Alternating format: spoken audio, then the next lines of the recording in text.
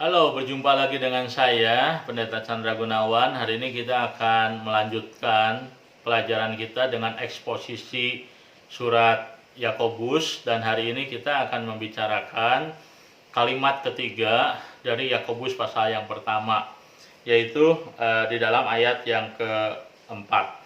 Dalam ayat yang keempat, Alkitab berkata demikian, dan biarlah ketekunan itu memperoleh buah yang matang, supaya kamu menjadi sempurna dan utuh dan tak kekurangan suatu apapun.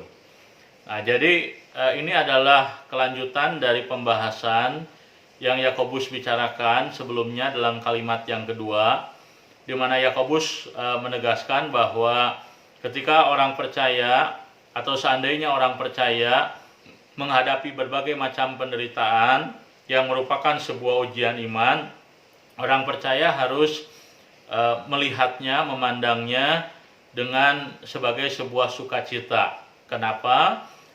Maka Yakobus memberikan alasan atau ground, sebab orang Kristen mengetahui betul bahwa ujian iman, penderitaan yang merupakan ujian iman itu menghasilkan sebuah ketekunan. Dan sekarang Yakobus memberikan sebuah penjelasan lebih lanjut mengenai ketekunan. Nah, jadi dalam kalimat yang ketiga, di sini Yakobus membicarakan sebuah topik, yaitu mengenai ketekunan. Ketekunan yang muncul dari hasil sebuah proses ujian iman. Dan Yakobus mengatakan bahwa ketekunan itu, dalam bahasa Indonesia dikatakan, biarlah ketekunan itu memperoleh buah yang matang. Nah, istilah frasa Yunani yang digunakan oleh Yakobus agak sedikit berbeda dengan terjemahan bahasa Indonesia. Nah, jadi dalam frasa bahasa Yunani, Yakobus sebenarnya mengatakan bahwa ketekunan itu, dia katakan biarlah memiliki sebuah ergonteleion. Nah, ergonteleion itu artinya sebuah pekerjaan yang sempurna, sebuah hasil yang sempurna.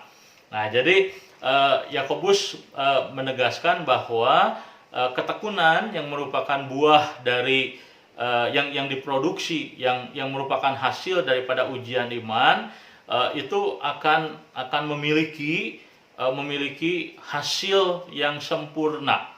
Nah, hasil yang sempurna. Nah, apa yang dimaksudkan dengan hasil yang sempurna?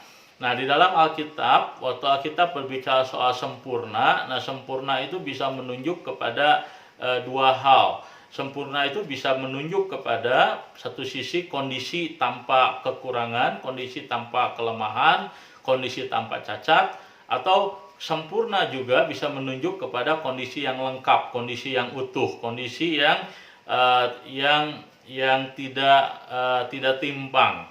Nah, jadi waktu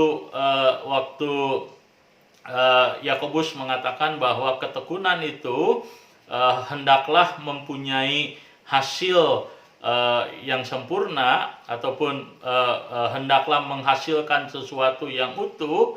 Nah, kita barangkali memiliki sedikit perbedaan dalam hal ini, karena sebagian ahli percaya bahwa yang dimaksudkan dengan hasil yang sempurna adalah menunjuk kepada kesempurnaan.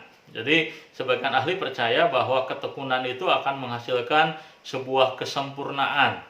Nah, jadi ini kesempurnaan menunjuk kemana? Menunjuk kepada kehidupan orang percaya yang digambarkan di dalam Alkitab. Ketika nanti Tuhan datang yang kedua kali, kita akan menjadi makhluk yang sempurna. Nah, itulah kesempurnaan yang dibicarakan Alkitab. Dan sebagian ahli percaya bahwa melalui proses yang namanya ketekunan, melalui proses ujian iman, orang percaya akan memiliki ketekunan, dan ketekunan itu akan mempunyai pada akhirnya sebuah kesempurnaan, atau membuat orang-orang percaya menjadi sempurna. Nah, tapi sebagian ahli yang lain percaya bahwa yang disebut dengan hasil yang sempurna itu bukan menunjuk kepada kesempurnaan yang bersifat eskatologis, tapi menunjuk kepada kesempurnaan karakter, menunjuk kepada sebuah karakter yang lengkap, tidak timpang. Nah, jadi kalau kita membaca surat Yakobus secara lengkap, kita akan tahu bahwa Yakobus menyoroti sekali aspek yang dia sebut sebagai pengetahuan dan juga aspek yang dia sebut sebagai perbuatan, aspek yang dia sebut sebagai iman dan aspek yang dia sebut sebagai sebuah kebaikan. Nah, Yakobus melihat bahwa kalau seorang Kristen memiliki pemahaman yang benar tapi tidak memiliki kehidupan yang benar, maka kehidupan orang Kristen ataupun karakter ataupun kualitas hidup orang Kristen itu tidak sempurna. Itu artinya timpang, itu artinya tidak utuh. Nah, sebagian ahli percaya bahwa yang Rasul Paulus maksud, yang Yakobus maksudkan dengan ketekunan itu akan mempunyai hasil yang sempurna, menunjuk kepada karakter yang utuh, di mana melalui sebuah ujian iman menghasilkan sebuah ketekunan, dan ketekunan itu akan membuat orang-orang percaya memiliki karakter Kristen yang utuh. Nah, sebagian ahli percaya seperti itu. Dan saya sendiri berpikir bahwa alternatif yang kedua ini lebih baik daripada alternatif yang pertama. Kenapa demikian? Karena Yakobus adalah sebuah sastra hikmat yang sangat menekankan keutuhan karakter, kualitas hidup orang-orang percaya. Nah hanya Yakobus tidak berhenti sampai di sana. Yakobus kemudian juga menegaskan bahwa tujuan daripada ketekunan, tujuan daripada Tuhan mengerjakan ujian iman yang menghasilkan ketekunan itu apa? Nah, maka di dalam Alkitab kita, kalau dalam LAI dikatakan supaya kamu menjadi sempurna dan utuh dan tak kekurangan suatu apapun. Nah, terjemahan LAI sebenarnya cukup baik, tetapi kalau kita menerjemahkan secara harafiah, maka perkataan Yakobus itu adalah supaya kamu menjadi sempurna, dan bukan hanya sempurna, tapi supaya mereka menjadi utuh dan tidak kekurangan suatu apapun.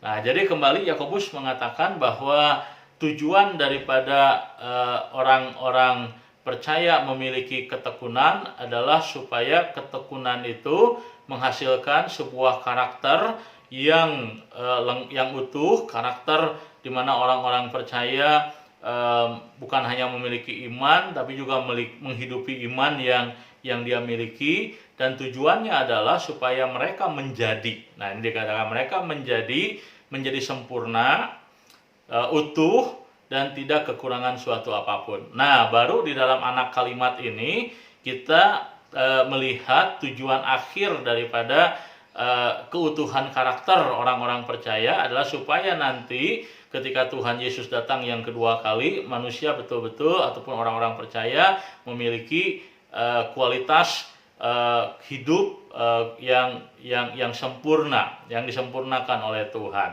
Nah, jadi di dalam kalimat ketiga kita belajar dari Yakobus mengenai dua aspek kesempurnaan